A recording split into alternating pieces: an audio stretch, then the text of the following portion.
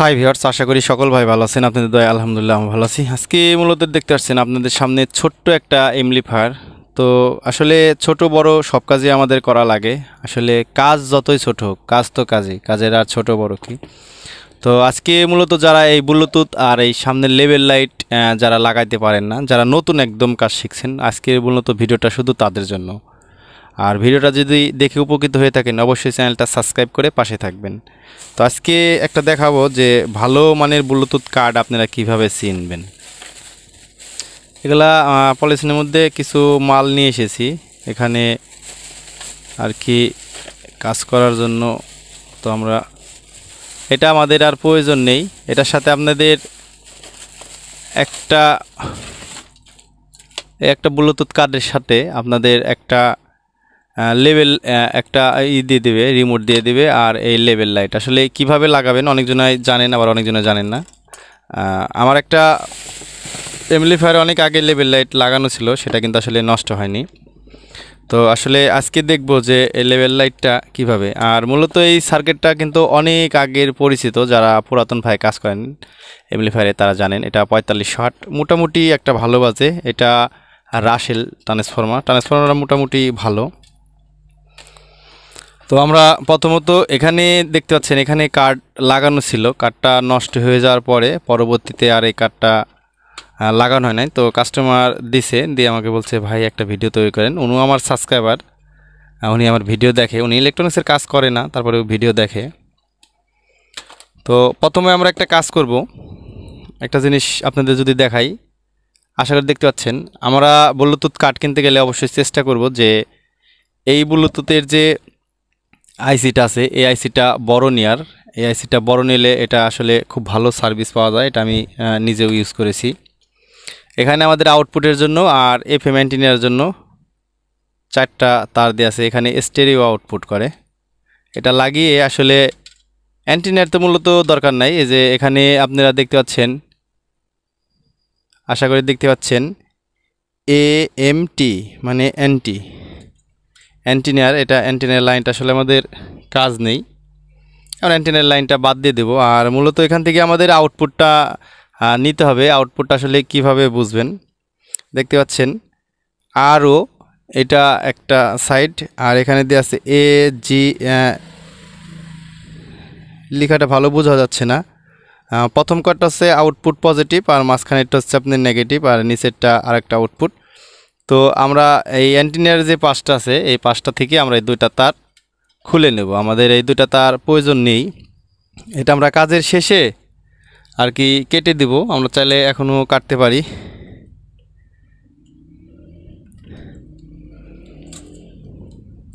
আমরা তারটা কেটে নিচ্ছি।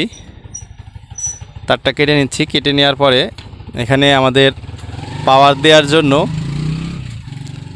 একটা সকেট পাওয়া যাবে, এটা আমরা লাগিয়ে নিব।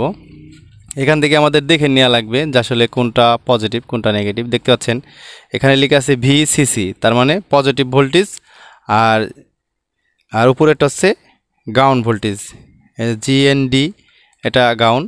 তো আমরা এখান থেকে দেখে নিব। এখানে সবসময় দেখে নেবেন, এটা কিন্তু যদি লাল কালো করতে চান তাহলে উল্টো হবে। আমাদের যে এই পাশেরটা যে আছে ভিসিসি, আমরা এইভাবে ধরে তারটাকে আমরা সিস্টেম মতন করে নেব। তাহলে আমাদের এই পাশের পয়েন্টটা পজিটিভ। আমরা সার্কিটটা ঢোকানোর আগে এগুলো আমরা সব চিহ্ন করে নেব। চিহ্ন করে নিলে আমাদের আর কি কাজের ক্ষেত্রে সুবিধা হবে। যেটা যেটা পজিটিভ সেটা আমরা গিরু দিয়ে নিব। আর মূলত আবারও বলতেছি, আমার ভিডিওটা যারা আসলে নতুন কাজ শিখেন তাদের জন্য। আমরা এই পাশ থেকে কাঠটাকে প্রথমত লাগিয়ে দেব।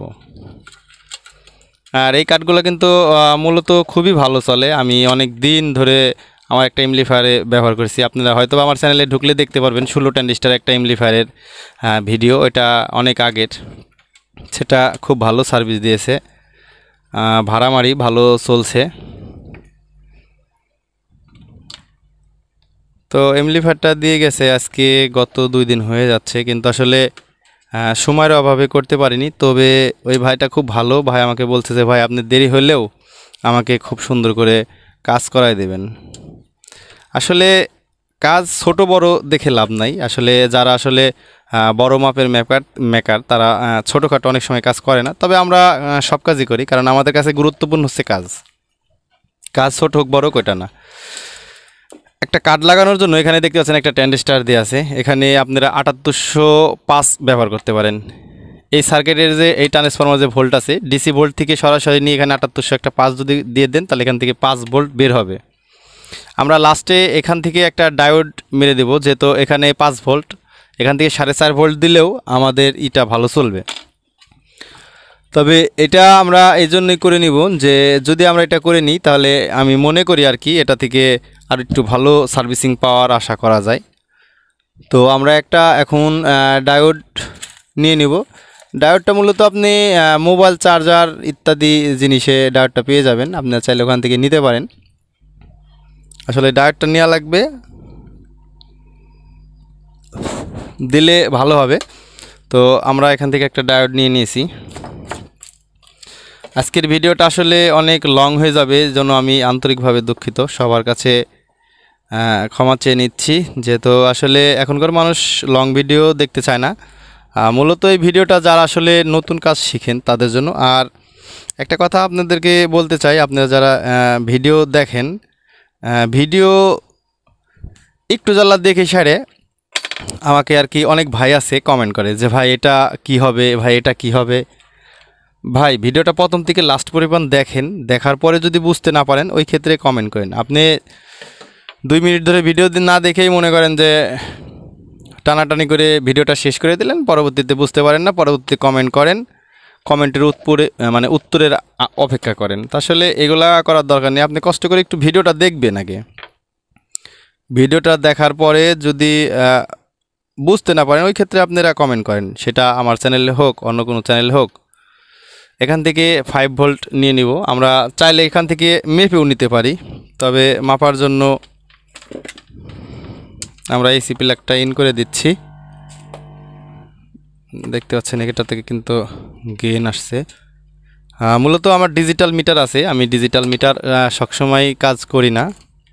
মিটারটা 10-এ দিয়ে নেবেন। যাদের কাছে মিটার নাই, মিটার ছাড়াও কাজ করতে পারবেন। আমরা এখানে যে কালোটা আছে, কালো লুকটা আমরা বডির সাথে ধরলে হবে, মাঝখানে ধরলে হবে। আমি বডির সাথে ধরছি কাজের সুবিধার ক্ষেত্রে।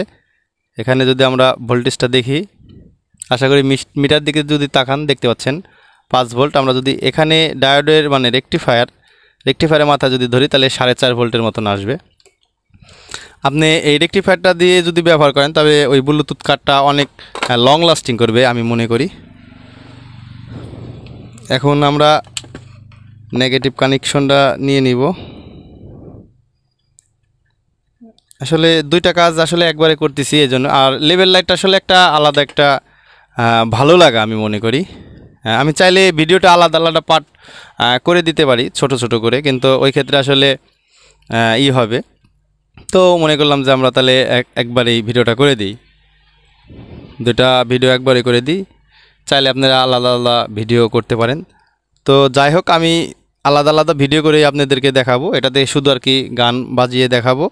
পরবর্তী তার একটা ভিডিওতে লেভেল লাইট আমরা জ্বালিয়ে দেখাবো। তো আমরা যদি পাওয়ারটা দিতে যাই, দেখতে পাচ্ছেন এখানে কিন্তু ব্লুটুথের পাওয়ারটা আসছে। আমরা এটা অফ করে দিই।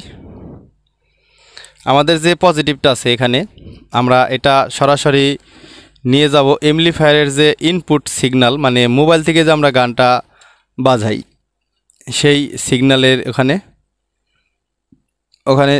ওখানে নিয়ে যাব। নেওয়ার পর এখান থেকে আমরা মোবাইলের যে ইনপুটটা আছে ওখানে আমরা কানেকশন দিয়ে দেব। আর এর চেয়ে ভালো হয় আপনারা যদি মোবাইল থেকে বাজান ওখানে দিয়ে দিলেও হবে। আর আমরা আসলে অনেকটা একটা জিনিস দেখি, এখানে কিন্তু আপনার যে নেগেটিভ পজিটিভটা আছে, মানে গ্রাউন্ড আর পজিটিভটা, এটা কিন্তু আসলে ঠিক করে লাগাতে হবে। যেটাতে গ্রাউন্ড যাবে সেটাতে অবশ্যই গ্রাউন্ড দিয়ে দিবেন। আর আমি আবারও বলতেছি যে এই ভিডিওটা মূলত যারা নতুন কাজ শিখেন শুধু তাদের জন্য, কারণ এটা আহামরি কঠিন কাজ না। তো যারা নতুন কাজ শিখে তাদের জন্য কিন্তু মানে আমি মনে করি যে অনেক কষ্টদায়ক। তো যাই হোক, কাস্টমারের একটা মেমোরি কার্ড আছে, এটা দিয়ে গেছে। আমি জানি না এটার মধ্যে কী গান আছে, তবে চেষ্টা করব যে আসলে কী গান দিয়ে আছে। মেমোটা লাগিয়ে নিলাম, পাওয়ার দিয়ে দিলাম। আল্লাহ জানে এটার মধ্যে কী গান আছে, দেখি।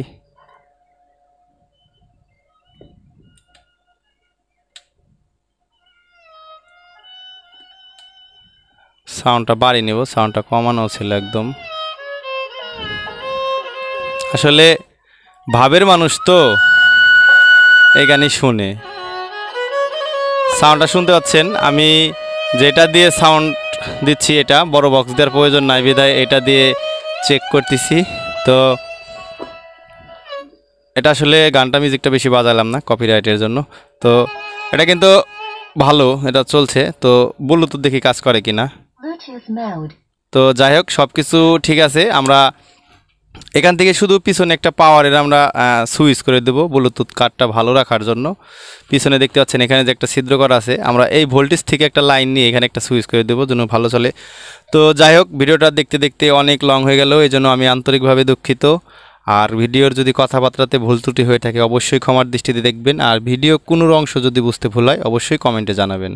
সুস্থ থাকবেন, ভালো থাকবেন, আল্লাহ হাফেজ।